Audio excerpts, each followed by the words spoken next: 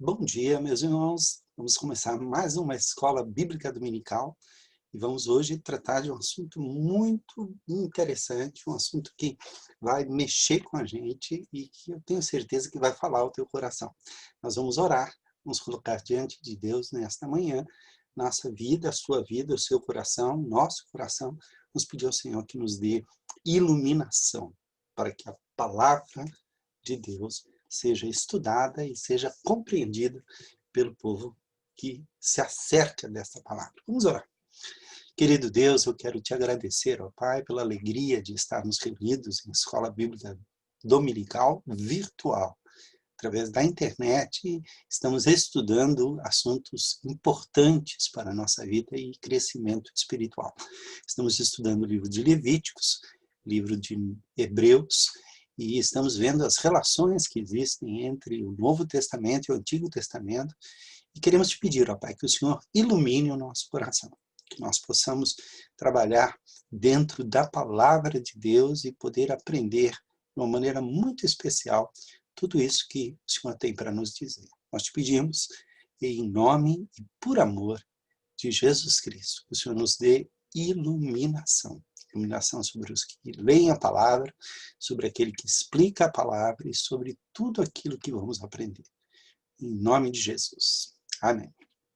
Bom, queridos irmãos, nós temos estudado o livro de Levíticos, estamos fazendo uma relação com o livro de Hebreus, mas na verdade é uma relação entre o Novo e o Antigo Testamento, principalmente Lutero dizia, Calvino também, os reformadores diziam que o Antigo Testamento está patente no Novo, enquanto que o Novo Testamento está latente no Antigo. Há uma relação muito íntima na fé reformada entre a antiga aliança, a aliança que foi firmada com Deus através de Moisés e principalmente aquilo que é chamado de Pacto das Obras, que começa lá no Éden, e o Pacto da Graça, Pacto da Salvação.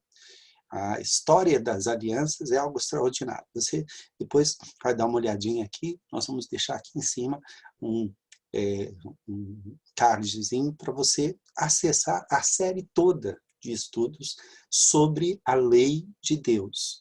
Esse já é o 7º estudo sobre Levíticos. Nós temos 3 estudos preparatórios antes, então já é o 10º estudo que nós estamos fazendo. Você pode começar desde o início. Vamos lá. Nós vamos compartilhar com vocês aqui a tela e eu quero que a gente possa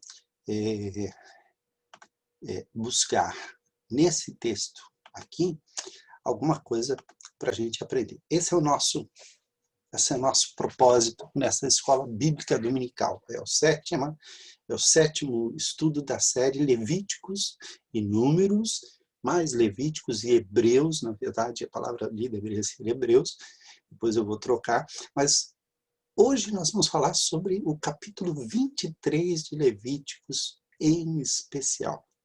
Capítulo 23 de Levíticos é um capítulo que nos fala das festas anuais de Israel. E, especialmente, fala de algumas festas, a gente vai conhecer essas festas e de como Deus ensinava através dela.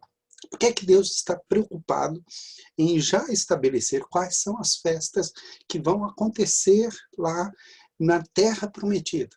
Notem bem, muitas dessas festas já estavam sendo inculcadas no meio do povo de Deus e há uma série de explicações, Levíticos ter sido escrito depois que eles estavam dentro da terra e tal, e nós temos ali sim tradições muito antigas e tradições muito novas, mas nós queremos trabalhar com o texto, usando aquilo que a gente chama de análise sincrônica, quer dizer, nós vamos trabalhar com o texto como ele está.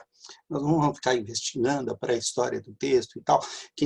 Quem conhece um pouco do método histórico crítico, dos métodos de exegese, sabe do que eu estou falando. O que eu quero nós consideramos o texto canônico, o texto que nós temos em mãos, como um texto que é normativo para nós. Então, o que é que nós aprendemos em Levíticos 23, em especial, sobre as festas de Israel? Nós temos, até hoje, essas festas são festas que mexem com a gente por causa do colorido, por causa dos seus significados profundos. E nós vamos conhecer o ciclo das festas religiosas. Para isso, eu quero voltar aqui, eu quero compartilhar com vocês aqui vamos lá, essa tela aqui, para que a gente possa trabalhar com as festas solenes. As festas solenes. Deixa eu deixar aqui num jeito mais confortável, para que eu possa olhar para você enquanto nós estamos aqui trabalhando. Perdão. É aqui mesmo que nós vamos ter que ir. E ok. Então, vamos lá, meus irmãos. Nós temos aqui no capítulo 23 de Levíticos, nós temos o que se diz acerca do assunto. Olha, nós temos aqui a versão revista e atualizada. Deixa eu tirar isso aqui, essa é a versão revista e atualizada, se você quiser abrir a sua Bíblia nessa versão. E essa aqui é a versão na linguagem de hoje. Então, vamos lá. Nós vamos ler aqui sincronizadamente as duas. Então, eu vou ler aqui na versão na linguagem de hoje e você pode acompanhar na sua Bíblia ou através dessa outra versão aqui. O Senhor Deus mandou que Moisés desse aos israelitas as seguintes leis a respeito das festas religiosas mais importantes, quando o povo se reúne para adorar o Senhor. O livro de Levíticos vai considerar a festa fundamental é a festa do sábado. O sábado é considerado uma comemoração. Lá, quando é estabelecido nos 10 mandamentos que o sábado é o dia para o descanso do Senhor, há duas designações para esse descanso. No livro de Êxodo, nós temos a ordem da criação, porque em 6 dias o Senhor fez todas as coisas e no 7º dia descansou. Por isso o dia do sábado é o dia do descanso. É o dia em que se dedica para a renovação da sua alma, do seu encontro com Deus, do seu encontro com a família. Ok. Em Deuteronômio, capítulo 5, onde nós temos uma nova narração da lei, o sábado não está ligado à ordem da criação, mas está ligado à ordem da salvação. Porque ele vai dizer assim, vamos lá, vamos dar uma olhadinha aqui, primeiro em Êxodo, capítulo 20, né? Acho que é o versículo 7, se eu não me engano, está aqui, 8, guarde o sábado, que é um dia santo, faça todo o seu trabalho durante 6 dias, mas o 7º dia da semana eu descanso, não faça nenhum trabalho. Por quê? Porque em 6 dias eu, o Senhor, fiz o céu e a terra, ok? Isso está colocado aqui no livro de Êxodo, tá? Mas vamos dar uma olhadinha agora no livro de Deuteronômio 5, que vai falar dos 10 mandamentos também. E em Deuteronômio diz aqui, olha, guarde o sábado, né? Não, aqui. Opa, onde é que está aqui?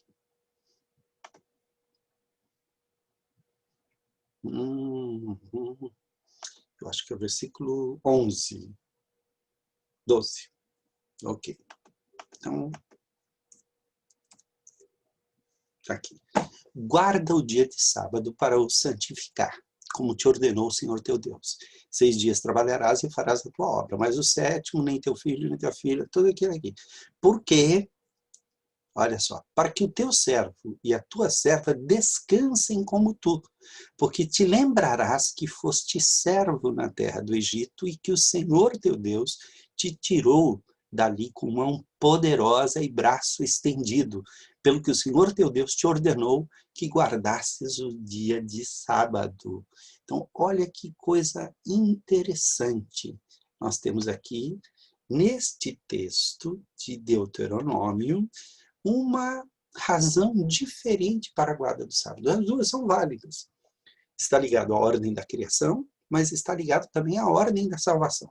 Ok. Este sábado, então, é a base das festas ou das comemorações. Por quê? Porque é algo semanal. Semanalmente o Senhor queria que o seu povo parasse tudo e lembrasse: nós temos um Deus, nós temos um corpo, nós temos uma família, nós temos tudo o que nós precisamos. Então, olha assim, vocês têm 6 dias para trabalhar, Levíticos 23, 3. Mas o 7º dia é o dia do sagrado, é o dia sagrado de descanso, quando todos deverão se reunir para adorar a Deus. Não façam nenhum trabalho nesse dia, em todos os lugares onde os israelitas morarem. O sábado é um dia dedicado a Deus, o Senhor. Nós temos aí vários textos. O sábado é uma das coisas mais bem atestada nos textos bíblicos, aqui na nossa versão atualizada. 6 dias trabalhareis, mas o 7º será o sábado do descanso solene. O sábado começava no fim da tarde, um pouquinho antes do sol se pôr. A mãe judaica já deixava tudo preparado e ela acendia, quando a luz começava a cair, ela acendia as velas da casa. E ao acender as velas da casa para aquelas coisas finaizinhas da refeição noturna, poder descansar, dormir, ela era quem fazia as orações. Era a única vez em que a mulher oficialmente fazia as orações. E isso era uma maneira de dizer, olha, esse é o lugar onde a mulher está cuidando de tudo, e claro que nós vamos nos lembrar que estavam numa sociedade patriarcal, então o patriarca estava à frente de todas as coisas da família, do trabalho, não, mas dentro de casa, a mãe judaica era soberana, e ela dirigia as orações do sábado, ok? Todas as outras festas vão estar ligadas a essa questão do Shabat. A palavra Shabat, em hebraico, significa 7. Vocês vão perceber como isso é muito importante e como isso faz parte de todo o conhecimento. Continuando aqui, olha só. Tá certo? Então, nenhuma obra fareis, é sábado, é descanso do Senhor em todas as suas moradas. Santa convocação. A palavra convocação é a palavra Mikahal, exatamente, Mikahá, que é justamente a proclamação, é o momento da convocação, é o momento da igreja. Ok? E aí vem a festa da Páscoa e a festa dos pães sem fermento. Notem, Êxodo 12 conta como essa festa foi instituída em Israel na saída do povo após a 10ª praga, quer dizer, durante a 10ª praga, ok? Depois, Números 28 vai falar sobre isso no primeiro mês, aos 14 dias do mês, e Deuteronômio 16 também vai falar. Notem bem, são estas as festas religiosas, ou as festas fixas do Senhor, quando o povo deverá se reunir para adorar a Deus, o Senhor. Cada uma destas festas será realizada na data marcada. Vamos ver qual é a data, né? As santas convocações que proclamareis no seu tempo determinado. No mês primeiro, aos 14 do mês, no crepúsculo da tarde, é a Páscoa do Senhor. Ok? Então, no mês primeiro, aos 14, vamos pensar numa coisa aqui, o judeu, o mês judaico, como os meses antigos eram, na antiguidade, eram contados através da lua. Por quê? Quando a lua some, é lua nova. Depois ela começa a crescer, é lua crescente, até que ela fica cheia. Ela fica cheia exatamente no meio dos 28 dias do ciclo lunar. Então, o dia 14, note bem, o dia 7 é sábado, é lua crescente. Dia 14 é lua cheia. Como essa festa provavelmente era comemorada também pelos pastores até antes do exílio, até antes do êxodo, a lua cheia providenciava a luz, porque eles iam passar uma noite inteira tomando uma refeição juntos, ok? Aí depois vinha, no dia 21, era a lua minguante. E aí, quando chegava no dia 28, começava um novo ciclo. Então, o mês judaico tinha 28 dias, e aos 14 do mês, era exatamente no meio do mês. O dia 15, que é o primeiro dia da semana, começava um período em que os pães eram sem fermento. Então, está aqui. A festa da Páscoa, comemorada em honra de Deus, o Senhor, começa ao pôr do sol do dia 14 do primeiro mês. No dia 15 deste mês, começa a festa dos pães sem fermento, os pães asmos, em honra de Deus, o Senhor. Durante os 7 dias desta festa, o pão que vocês comerem deverá ser feito sem fermento. Lá no Egito, quando eles se prepararam, eles tiveram que deixar o Egito. E ao deixar o Egito, eles não levaram fermento, porque o fermento era coisa que tinha sido feita no Egito. Deus disse, olha, eu não quero fermento egípcio nenhum sendo levado pelo povo. Durante todo o tempo da peregrinação, eles comeram um pão que Deus mandou do céu. E eles não tinham plantação de trigo. Eles não tinham como fazer fermento. Então, o tempo do deserto é um tempo sem fermento. A palavra fermento, em hebraico, matzah, ela é um dos símbolos do pecado. É um dos símbolos das coisas que deveriam ser deixadas no Egito.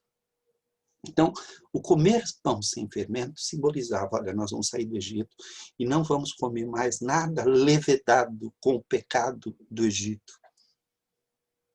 E depois, então, nós vamos fazer isso. Hoje em dia, os judeus utilizam essa festa para tirar tudo aquilo que é feito de farinha de trigo, tudo aquilo que é proveniente do trigo da casa, e também para renovar todo o fermento. Você se lembra que o fermento é uma coisa que você faz e vai reaproveitando, e conforme o tempo vai passando, o fermento fica velho, ele vai amargando as coisas. Então, de tempos em tempos, é preciso fazer um fermento novo.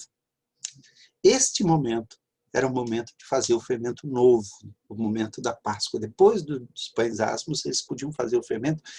Coincidia com o início do ano, que era próximo à primavera, onde havia as colheitas. Então, o novo trigo forneceria o material necessário para fazer o novo fermento. Conforme os rabinos, o fermento, o matzá, é qualquer farináceo do trigo, submetido à umidade por pelo menos 8 minutos. Claro que na época do Antigo Testamento eles não tinham essa precisão, isso é coisa de judeu recente, mas é assim que eles determinam. Então, a farinha ficou 8 minutos exposta ao ar, já virou fermento, já virou matzá. Então eles têm que se livrar de toda a farinha velha. Agora eles só vão comer depois da festa dos pães asmos, a farinha nova, o trigo novo, que foi colhido na Páscoa. Então, no dia 15 desse mês, começa a festa dos pães sem fermento, e durante os 7 dias desta festa, o pão que vocês comerem deverá ser feito sem fermento. No primeiro dia dessa festa, ninguém trabalhará, e todos deverão se reunir para adorar o Senhor. Durante esses 7 dias, apresentem ao Senhor ofertas de alimento. Espera um minutinho só. Ofertas de alimento ou ofertas pacíficas. Todos devem se reunir durante ofertas de alimento no 7º dia, reúnem-se para adorar a Deus e desse dia ninguém deverá trabalhar. Está aqui, olha, no primeiro dia tereis santa convocação, nenhuma obra servil fareis, mas 7 dias oferecereis oferta queimada ao Senhor, que eram as ofertas de alimento, ok? Daí vem a festa da primeira colheita, ou as primícias. Êxodo 23 vai falar sobre isso, que é a festa da cega, quando se corta as plantações. Aqui em Êxodo, olha só, guardarás a festa da cega, dos primeiros frutos do teu trabalho, que houveres semeado no campo, e a festa da colheita, a saída do ano, quando recolheres do campo o fruto do teu trabalho. Ok? O Senhor Deus mandou Moisés dizer ao povo de Israel o seguinte: quando vocês entrarem na terra que eu lhes estou dando e fizerem a primeira colheita de trigo, levem ao sacerdote um feixe do que colherem. Por isso é a festa das primícias, é a festa da primeira colheita. No dia que vem depois do sábado, o sacerdote apresentará esse feixe de trigo a Deus. E o Senhor, para que ele aceite vocês. Nesse mesmo dia, apresentem ao Senhor como uma oferta que vai ser completamente queimada, né, como holocausto, oferta um carneirinho de 1 ano sem defeito. E apresentem como oferta de alimento 2 quilos de farinha misturada com azeite. O cheiro desta oferta é agradável ao Senhor. É uma oferta pacífica, de paz. Não é uma oferta pelo pecado. Apresente também como oferta de bebida 1 litro de vinho. Não comam espigas de trigo verde, nem espigas torradas, nem pão, até o dia em que apresentarem a oferta a Deus. Então, aqueles dias da colheita, dos primeiros frutos, e vamos pensar assim, os judeus que trabalhavam no campo, eles se preparavam, ainda não dava para colher tudo, porque não estava tudo maduro ainda. Então, eles escolhiam os primeiros, e eles iam para Jerusalém, era uma festa de peregrinação, e lá em Jerusalém eles ofereciam, ou então, antes de Jerusalém, antes do tabernáculo central ser um tabernáculo especial, havia lugares onde os sacerdotes ministravam ao Senhor. Esses eram chamados santuários locais. E na época dos juízes, principalmente, eles levavam a esse local para o sacerdote que ali estava. E ofereciam ali ao Senhor e tinham ali uma refeição comum. Era uma festa muito caseira. Quando o povo constrói o templo em Jerusalém, eles começam a peregrinar, são as subidas do povo de Israel para as festas. E a primeira delas era justamente para a Páscoa e para a festa dos pães asmos. Então, eles deixavam de comer pão sem fermento, deixavam de comer pão sem fermento, apenas eles comiam, e eles não iam comer trigo enquanto eles não oferecessem a Deus. Enquanto eles não dessem a Deus as primícias, eles não usufruíam. Depois eles voltavam para casa para fazer a colheita toda. Ok? Então, olha aqui. Não comam espigas de trigo verdes, nem espigas torradas, nem pão, até o dia em que apresentarem a oferta a Deus. Em todos os lugares onde morarem, vocês e seus descendentes deverão obedecer essa lei para sempre. Ok. Terminou a Páscoa, eles voltavam para suas casas e eles tinham 50 dias para se preparar para a próxima festa, que era a da colheita mesmo, porque quando eles voltavam, começava a colheita de verdade. Ali antes foi o princípio da colheita, as primícias. Mas quando eles voltavam da Páscoa, aí sim eles iam colher, e havia várias plantações que tinham a sua maturidade nesses tempos, colhiam os frutos, era o início da primavera, é a primavera chegando. Então, já começava a haver alimento em abundância. E daí vinha, então, a festa das colheitas, propriamente dito, da colheita, que também é descrita em Números, ok? E também em Deuteronômio. Então, olha só, contem 7 semanas a partir do dia em que oferecerem a Deus o primeiro feixe de trigo que foi colhido. No dia seguinte, isto é, 50 dias depois, daí vem Pentecostes. A festa da colheita era o Pentecostes. 50 dias depois da Páscoa. Ok? Então tá aqui, ó. 50 dias depois que oferecerem esse feixe, primeiro dia da semana, quem foi o primeiro feixe que foi oferecido a Deus? A primícia dos que dormem? Jesus, que ressuscitou dentre os mortos. Mas eu já estou adiantando as coisas. Vamos lá, vamos continuar. Então, apresentem, 50 dias depois que oferecerem esse feixe, apresente a Deus o Senhor outra oferta. de colheita, da colheita de cereais. Cada família deverá apresentar 2 pães feitos com a melhor farinha e com fermento. Agora é o novo fermento. Cada pão deverá pesar 2 quilos. Esses pães são uma oferta a Deus, o Senhor, tirada da melhor parte da colheita do trigo. Isso serviria de alimentação também para os sacerdotes. Junto com os pães, ofereçam 7 carneirinhos de 1 ano, sem defeito, um touro novo e 2 carneiros. Uma pessoa sozinha não era capaz de oferecer, isso era uma oferta coletiva. Todos contribuíam, cada um com o que podia.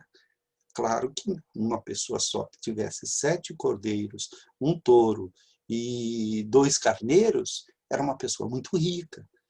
Jesus, quando nasceu, seus pais não tinham nem sequer dinheiro para comprar. Eles puderam comprar 2 pombos, 2 rolas, 2 pássaros e oferecer ao Senhor.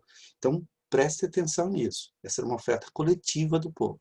Esses animais deverão ser apresentados ao Senhor como uma oferta que vai ser completamente queimada, o holocausto, junto com as ofertas de trigo e de vinho, que são as ofertas pacíficas ou as ofertas de cereal. Aqui, olha, por oferta queimada de aroma agradável ao Senhor.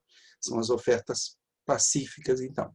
O cheiro dessa oferta de alimento é agradável ao Senhor. Ofereçam também um bode, que é o famoso bode expiatório, onde os pecados do povo eram colocados sobre, né? Na verdade, você vai ver, são 2 bodes. Um desses bodes era para sacrifício, o outro era para ser lançado e solto no deserto. Um significava que ele pagava pelos pecados do povo, e o outro significava que Deus levava os pecados embora para longe, e ninguém sabia mais, ninguém mais ouvia falar desses pecados. Então está aqui, ó. Ofereçam também um bode para tirar pecados e 2 carneirinhos de 1 ano, como oferta de paz. O sacerdote oferecerá ao Senhor os 2 carneirinhos junto com os pães, como uma oferta especial. Esta é uma oferta sagrada que pertence aos sacerdotes. Nesse dia, ninguém deverá trabalhar. Notem, é um domingo. Por quê? 7 semanas, 7 dias, 49º dia é sábado, o 50º dia é domingo. O Espírito Santo desceu no primeiro dia da semana, que é o dia do Senhor, o dia em que Cristo ressuscitou. O primeiro feixe é oferecido no primeiro dia da semana, e 50 dias depois, a colheita inteira vem. Ok? Guarde isso. Primeiro feixe, no dia seguinte à Páscoa, onde o Cordeiro foi morto. E foi onde Jesus ressuscitou. 50 dias depois, quando o Espírito Santo veio e fez a maior colheita da igreja, a primeira colheita da igreja, que os primeiros feixes foram colhidos para Deus, é o dia do Pentecostes. Então vamos lá. Em todos os lugares onde morarem, vocês e seus descendentes deverão obedecer essa lei para sempre, estatuto perpétuo. Quando fizerem a colheita do trigo, não colham as espigas dos pés que ficam na beira do campo. O que você lembra, hein? História de Ruth, né? Nem voltem atrás para pegar as espigas que não tiverem sido colhidas. Deixem essas espigas para os pobres e para os estrangeiros, os refugiados. O ger é o estrangeiro que não tem morada. Ele está peregrinando em Israel porque na terra dele não tem o que ele precisa. Eu sou o Senhor, o Deus de vocês. Ok? Aí vem, note bem, lembra que a Páscoa não era para ser comemorada no primeiro mês do ano, mas é o ano religioso. O judeu, os israelitas tinham 2 princípios de ano. O princípio do ano religioso, que era o mês de Abib, e o princípio do ano civil, que era o ano novo, o Rosh Hashanah, que tem a ver com esse mês que nós estamos vivendo, que é o mês de setembro. Ok? Nós já vou mostrar isso para vocês. Mandou o Senhor Deus a Moisés dizer ao povo de Israel o seguinte: o primeiro dia do 7º mês é um dia sagrado de descanso, festejado com toques de trombetas. As trombetas tocam no primeiro dia, no Rosh Hashanah, né? E todos deverão se reunir. Quando toca a trombeta, todos são chamados, né? Ao soar da última trombeta, Jesus vai recolher o bom. Vamos lá. Não trabalhem nesse dia, apresentem a Deus, o Senhor, ofertas de alimento. 10 dias depois de começar do mês, no 10º dia do mês, está aqui, olha.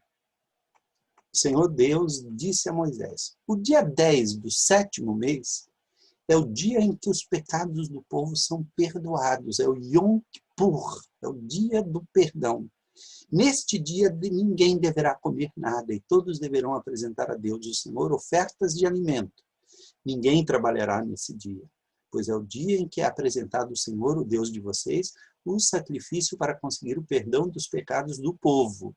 Qualquer pessoa que comer alguma coisa no dia do perdão será expulsa do meio do povo. Então, é um dia de jejum.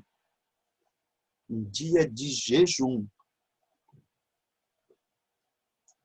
O jejum é chamado na Bíblia de afligir a alma. Significa você se concentrar para lembrar dos seus erros e pedir ao Senhor. Este dia, eu tinha falado que era o bode expiatório, não. Nesse dia que o bode expiatório leva o pecado do povo e é sacrificado. E o seu sangue é levado para dentro do santuário, onde o sacerdote vai fazer expiação, vai interceder pelo povo, vai levar as orações do povo. E o outro bode, que é o bode emissário, ou Azazel, ele é lançado no deserto com os pecados.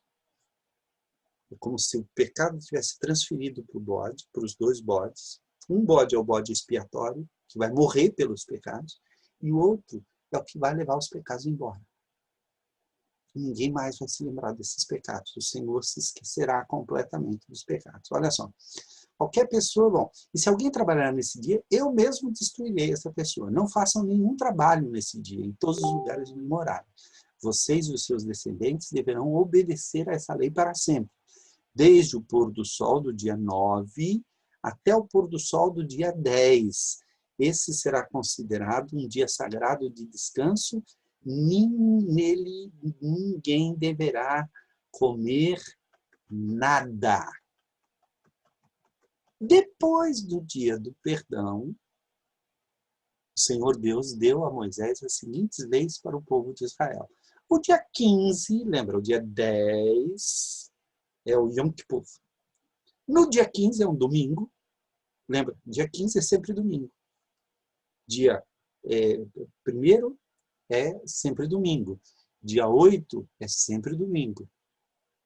Dia 15, dia 22 e o último dia do mês, que é um sábado, é o dia 28, o dia 1º será domingo de novo. Ok? Lembrando que o mês judaico é o mês lunar. Tá?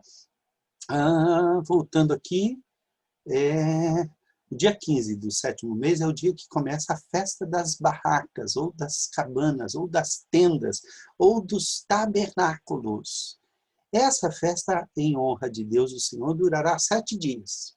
No primeiro dia haverá uma reunião sagrada e ninguém deverá trabalhar. Em cada um dos 7 dias da festa, apresentem a Deus, o Senhor, ofertas de alimento. No 8º dia, todos se reunirão para adorar a Deus e para lhe apresentarem ofertas de alimento. É um dia de uma reunião sagrada e nele ninguém trabalhará. O que acontecia na festa das barracas? Os israelitas saíam das suas casas, porque eles estavam já morando na terra prometida, e armavam barracas feitas de ramos, ou de tendas, mas especialmente feitas de ramos, porque eram barracas provisórias. Era por uma semana eles iam morar em barracas, em tendas. Sabe para quê? Para lembrar o tempo que eles estavam no deserto, peregrinando para a terra prometida. São estas as festas religiosas em que o povo se reunirá para adorar a Deus. Aqui, espera um pouquinho, ok. São estas as festas religiosas em que o povo se reunirá para adorar a Deus, o Senhor. Nestas festas serão apresentadas ao Senhor ofertas de alimento, ofertas que são completamente queimadas e ofertas de cereais. sacrifícios e ofertas de vinhos. Olha só, oferta queimada, holocausto, oferta de manjar e sacrifícios e libações. Tem uma lição só sobre isso. Cada qual em seu dia próprio. Tá? Como de costume, ofertas além das ofertas de costumes, das ofertas para pagar promessas e das ofertas que são apresentadas por vontade própria ao Senhor. Cada oferta tem o seu dia e cada dia tem a sua oferta. Depois de terminadas as colheitas, haverá uma festa em honra de Deus, o Senhor. Essa festa começará no dia 15 do 7º mês e irá até o dia 22, que é a festa das barracas. No primeiro dia e no 8º, ninguém deverá trabalhar. No primeiro dia, o povo colherá frutas das melhores árvores, cortará folhas de palmeiras e galhos de vários tipos de árvores, cheias de folhas, e durante 7 dias, todos farão uma festa em honra do Senhor, o Deus de Israel. Deixa eu contar uma curiosidade para você. Israel não comemorava, até acho que a década de 80, não comemorava essa festa. Mas um grupo de brasileiros que ia sempre a Jerusalém nessa época do ano, que é uma boa época para ir, é a época da primavera, eles começaram a comemorar a festa das cabanas, a festa dos tabernáculos. E por causa destes brasileiros que eram evangélicos, começou novamente a se comemorar a festa dos tabernáculos em Israel. Hoje eles comemoram a festa dos tabernáculos por influência dos brasileiros que começaram a comemorar essa festa com um novo significado. Ok? Cheias de folhas, durante 7 dias todos farão uma festa em honra ao Senhor, o Deus de vocês. E para sempre, no 7º mês de cada ano, o povo fará essa festa de 7 dias. Durante os 7 dias, todos os israelitas morarão em cabanas feitas de galhos de árvores, a fim de que eles e os seus descendentes lembrem sempre que Deus fez com que o povo morasse em cabanas, barracas, quando os tirou do Egito. Ele é o Senhor, o Deus de vocês. Foi assim que Moisés deu ao povo de Israel as leis a respeito das festas que eles deveriam fazer em honra de Deus, o Senhor. Agora, olha que bacana que é isso aqui. Vamos dar uma olhada nestas festas. Agora, nesse círculo aqui. Este círculo, ele mostra o ciclo anual judaico, começa no mês de Nisan, Iyar, Sivan, Tammuz, Ab, Elul, Tishri, Kislev, Tevet, Shevat e Adar. São 12 meses, a cada 13 anos tem um mês a mais para compensar os dias, porque o mês é de 28 dias, então, como acontece no ano bissexto, a cada 13 anos tem um mês a mais. Tá certo? Mas, tecnicamente, olha só, Nisan é entre março e abril, que para nós aqui é o começo é o finalzinho do verão, começo das chuvas de março, começo do outono, ok? Depois vem maio, junho, julho, agosto, setembro, outubro. Nessa época aqui, olha, hoje, tá vendo? Hoje, 27 de setembro, nós estaríamos aqui no mês de Tishri. Está tendo a festa das trombetas. Por quê? Porque é Rosh Hashanah entre os judeus. É o ano novo judaico, é o ano 5.000 e alguma coisa. Está começando agora. Aí, então, eles tinham o dia da expiação. Então, olha aqui. Começa 14 dias a Páscoa. Depois, no 15º dia, começa durante 7 dias os pães asmos. 50 dias o Pentecostes e a festa das primícias, das primeiras colheitas. Olha aqui, ó, maio, junho, né, abril. Por que que, olha só, por que que o carnaval começa em março ou em fevereiro? Vai depender aqui disso aqui. Por quê? Porque se conta 40 dias antes da Páscoa. Os 3 dias que antecedem a Quaresma são carnaval. Então, isso é chamado no Brasil de festas móveis por causa disso. Porque como o mês e o ano judaico é diferente do ano do ano ocidental, conforme o ano vai cair numa data diferente, porque é de 28 em 28 dias que se conta o mês judaico, tá certo?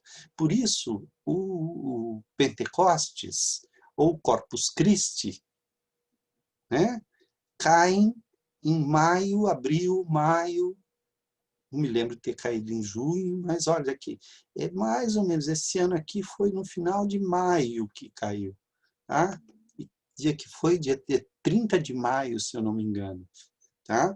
Depois vem a festa das trombetas, dos tabernáculos, o dia da expiação, depois vem outra festa que não é contada ali, que é o dia da dedicação.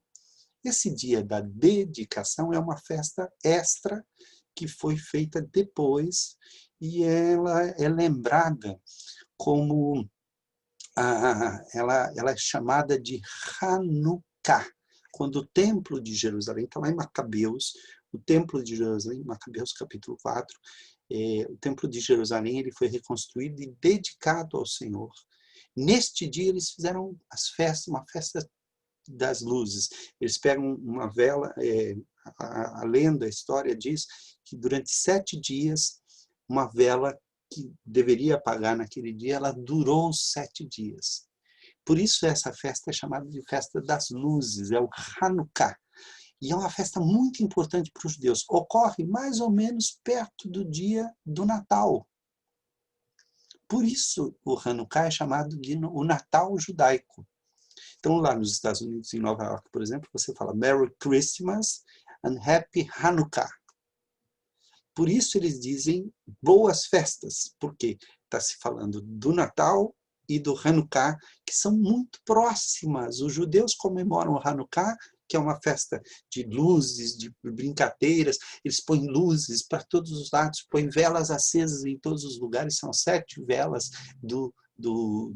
que comemoram o Hanukkah, e eles usam aquele candelabro, o menorá, e próximo a isso é o Natal. Então, praticamente o Natal e o Hanukkah se confundem, tá bom? E lá no mês de Adar, que é um pouquinho antes da Páscoa, eles comemoram também o Purim, por causa da história de Esther. A Esther fala de como começou a festa do Purim. Purim, pur, significa sortes. Os inimigos dos judeus iriam lançar as sortes para poder matar os judeus, e a Esther convenceu o rei Assuero a reverter, e os judeus aqui tiveram a sua vida salva e puderam se defender, e com isso criou-se a festa das sortes, porque as sortes seriam lançadas para matar os judeus. E aí eles brincam com dados, tem os dados, os dreidels, que são chamados, são os dados judaicos que eles brincam e tal, como se eles estivessem lançando sortes para comemorar essa festa. Ok? Deu para pegar bem? Bacana isso aqui, né?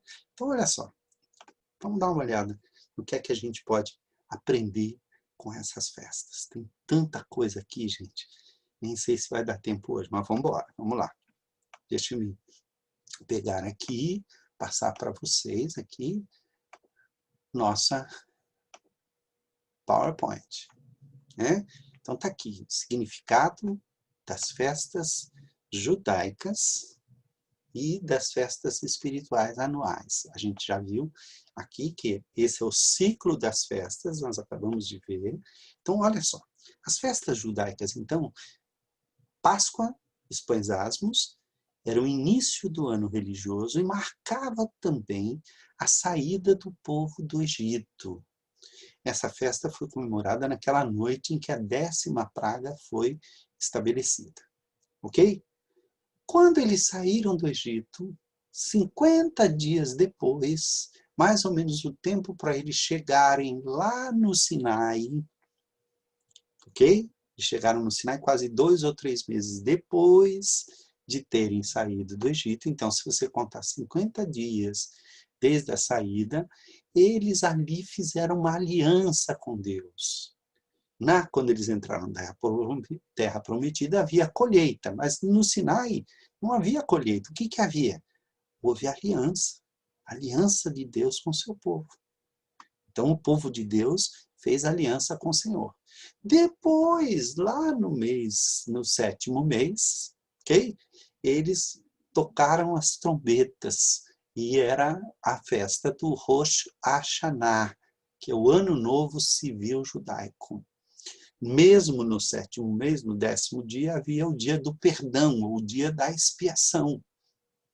E depois eles deveriam relembrar o tempo que eles estavam nas tendas do deserto. Notem que essa festa, na verdade, logo que eles saíram do Egito, durante 40 anos eles viveram em tendas. Então, esses 40 anos significa o tempo de peregrinação do povo de Israel, vivendo e tal. Essas festas passaram a ser comemoradas depois que eles entraram na Terra Prometida. Na Terra Prometida foi comemorada a primeira Páscoa, logo que eles entraram. Antes de tomar a cidade de Jericó, eles comemoraram a primeira Páscoa em Gilgal. Gilgal significa um lugar amplo. E ali eles comeram pela primeira vez do trigo da terra, dos frutos da terra. E depois que eles comemoraram essa Páscoa em Gilgal, lá no livro de Juízes, eles não receberam mais o maná, porque agora eles iam comer das novidades da terra prometida. Eles iriam comer, porque Gilgal é aquele lugar amplo que mana leite e mel. Então, notem que essas festas judaicas em Levíticos, que aparecem em Levíticos, aqui não aparece a dedicação, que é o Hanukkah, nem o Purim, porque o Purim vai ser estabelecido na época de Esther, quando o povo está no exílio, e o Hanukkah, ou a dedicação, vai ser estabelecido na época dos Macabeus, depois, né, no meio dos anos de silêncio, do hiato entre os 400 anos de silêncio entre o Antigo Testamento e o Novo Testamento. Estas festas, elas têm um significado importante. Tem aqui as festas judaicas que aparecem depois, que elas não estão previstas em Levíticos. Dedicação, ou Hanukkah, que é a festa das luzes e tem a ver com a história dos Macabeus e a reconsagração do Templo de Jerusalém, que é aquele templo que depois foi aumentado, ampliado e enfeitado por Herodes, é o chamado Templo de Herodes. E o Purim, que é a festa das sortes, né? Purim significa sortes em hebraico, que conta a história da libertação. Agora, olha que coisa interessante. Estas festas eram relembradas anualmente, e havia um livro da Bíblia para cada uma destas grandes festas. Então, os chamados 5 rolos, ou Megilot em hebraico, consiste do Cântico dos Cânticos, o livro de Ruth, o livro de Lamentações, o livro de Eclesiastes, o Kohelet, o pregador, e o livro de Esther. Cada um destes livros deveria ser lido numa das festas. Então, na festa da Páscoa e dos Pães Asmos, lia-se o Cântico dos Cânticos, porque o Cântico dos Cânticos fala espiritualmente do casamento de Deus com seu povo e de Jesus com a sua igreja. Então, marca o primeiro compromisso de Deus com seu povo. O livro de Ruth, que ocorria justamente na época da colheita, onde quem fazia a colheita deixava o trigo, deixava a cevada, deixava as bordas dos campos para os pobres. Ruth foi lá para usufruir deste... E Ruth era estrangeira. Ruth era justamente estrangeira. Por causa disso, ela conheceu Boaz, casou-se com Boaz, teve um filho, este filho teve outro filho teve o Jessé, e Jessé teve Davi. Então, Ruth é bisavó, tataravó de Davi. E Davi só pôde existir graças à festa das semanas, ou à festa do Pentecostes, e por causa das colheitas. O dia da destruição do templo, que ocorria mais ou menos, deixa-me ver aqui, mais ou menos perto do mês de Ave, na época de agosto, mais ou menos, ocorreu a destruição do templo de Jerusalém no exílio. Depois vinha o Yom Kippur, no mês de setembro. Era o livro de Lamentações de Jeremias, que conta a história da destruição de Jerusalém. A festa das cabanas, onde o povo meditava sobre a vida no deserto, eles liam o livro de Eclesiastes, que diz que tudo é vaidade, ou tudo é efêmero, as coisas passam. As coisas não são permanentes, é como essas cabanas que nós estamos vivendo nelas. Elas vão, daqui a pouco elas vão murchar, nós não vamos poder utilizá-las mais. Elas duram uma semana, é efêmero. É tempo da gente meditar como a vida é curta. E, por fim, o Purim, que era normalmente o mês de fevereiro, março, ou janeiro, fevereiro, era lido o livro de Esther, para eles lembrarem de que Deus havia libertado o seu povo. Então percebam que essas festas, o que eles liam em cânticos servia para a Páscoa, o que eles liam em Ruth servia para o Pentecostes, o que eles liam em Lamentações serviam para o dia do perdão. Os 10 dias anteriores ao dia do perdão são chamados os dias terríveis, porque há um arrependimento, uma contrição, uma tristeza muito grande. Na época, lá em Israel, é o começo, é o outono, é preparação já para o inverno vai chegar, então é um tempo de contrição, de buscar ao Senhor, de pedir perdão, de fazer jejum, ok? O Kohelet era na festa dos tabernáculos, para eles lembrarem do tempo que eles viviam nas cabanas. Lembra também que essa nossa vida é como se nós vivêssemos num acampamento até o dia em que Deus vai nos chamar. E a Esther lembrava a libertação do povo e as várias libertações que Deus fez. Okay? O que isso tem a ver com a história da salvação? Notem, Jesus morreu na Páscoa. Por quê? Porque ele era o Cordeiro de Deus. Então, a Páscoa e os pães asmos, que eram para ser comidos durante a Páscoa, pão sem fermento, que é um pão duro, um pão seco, as ervas amargas, todas aquelas coisas que relembravam a salvação do povo do Egito, coincidem com a morte do Cordeiro de Deus, a paixão e morte de Cristo. O primeiro ramo que era oferecido no dia seguinte à Páscoa, o primeiro punhado de trigo era primícia das primícias, foi Jesus ressuscitando dentre os mortos e se tornando a primícia dos que dormem. Ele é o primeiro que ressuscitou para sempre.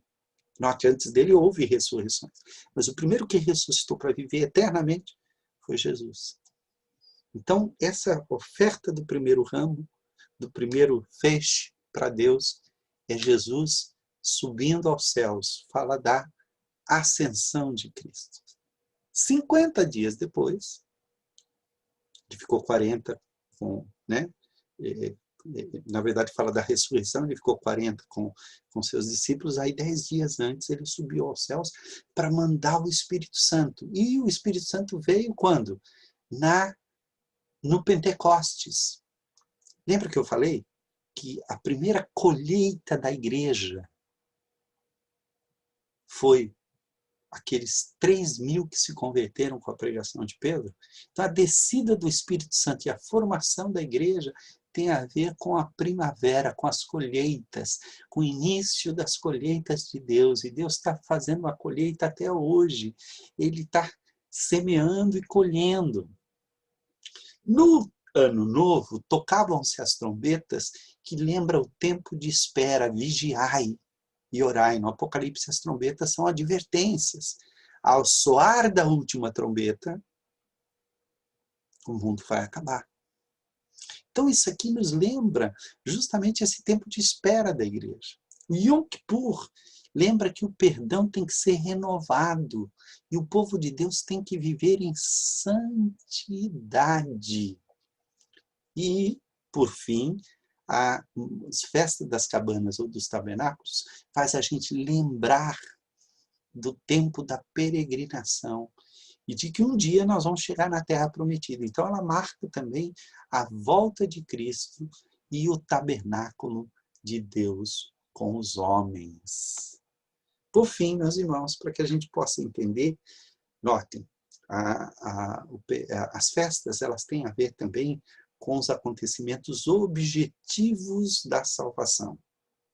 A morte de Cristo, a descida do Espírito Santo e a formação da igreja, o tempo da espera, o tempo em que nós devemos vigiar e orar e pedir o perdão de Deus constantemente, estando em processo de santificação, vivendo em cabanas, até que a última trombeta venha soar e Deus venha montar o seu tabernáculo com os homens. Lá no Apocalipse ele vai dizer assim, eu vi descendo do céu, ataviada como noiva, a nova Jerusalém. Então ouvi uma voz que dizia, eis o tabernáculo de Deus com os homens. Deus mesmo estará com eles. Eles serão povos de Deus e eles serão o seu Deus e eles serão o seu povo. Notem, é a eternidade com Deus, já não mais habitando nesse mundo. Então nós vivemos em cabanas até o dia em que Jesus voltar. E quando o tabernáculo deste corpo perecível, como diz lá em 2 Coríntios capítulo 5, quando esse tabernáculo que nós habitamos se desfizer, temos da parte de Deus um edifício não feito por mãos, eterno nos céus. Jesus disse, eu vou preparar-vos lugar. E quando eu preparar lugar, eu voltarei e vos buscarei, para que onde eu estou, estejais vós também. Isso tem a ver também com a vida individual de cada um de nós. Note, nós estamos falando dos grandes eventos da salvação, mas estas 5 festas também relembram aos eventos individuais. A Páscoa, que foi substituída por Cristo pela ceia do Senhor, indica o início da nossa vida com Cristo. É o momento que nós nos convertemos a Jesus e somos justificados por Deus. O Pentecostes vai lembrar da vida com Deus e do início da minha vida cristã, da santificação, a ação do Espírito, me colocando no corpo de Cristo, onde eu começo a dar frutos e eu minha colheita começa a render. As trombetas vão me lembrar que eu tenho que estar vigiando sempre, na expectativa de que Jesus volta a qualquer momento. Existe uma expressão que todo mundo usa, Jesus está voltando, está errada. Ele não está voltando. Se ele estivesse voltando, está voltando desde quando? Não, ele vai voltar. E ele, quando voltar, será como um relâmpago. Vai ser algo inesperado. Não é que ele está voltando, ele está no meio do caminho, nossa, como está demorando. Não, não. Jesus está voltando? Não, ele vai voltar. Quando ele voltar, ele volta de uma vez por todas. Não é estar voltando e tal. Okay? O dia do perdão lembra desse processo de santificação. O Espírito Santo intercedendo por nós. De vez em quando a gente passa por momentos difíceis e tal. E nós estamos vivendo em cabanas até o dia em que Deus virá e montará o seu tabernáculo no meio de nós. Então, estaremos para sempre com Deus na terra prometida, na Nova Jerusalém, na Canaã celestial. Então percebam, estas festas têm um significado profundo para as nossas vidas espirituais. Deixa eu dizer para você, há muito mais coisas sobre essas festas, com certeza, mas o que está baseado no livro de Levíticos, nós temos essa representação na história da salvação.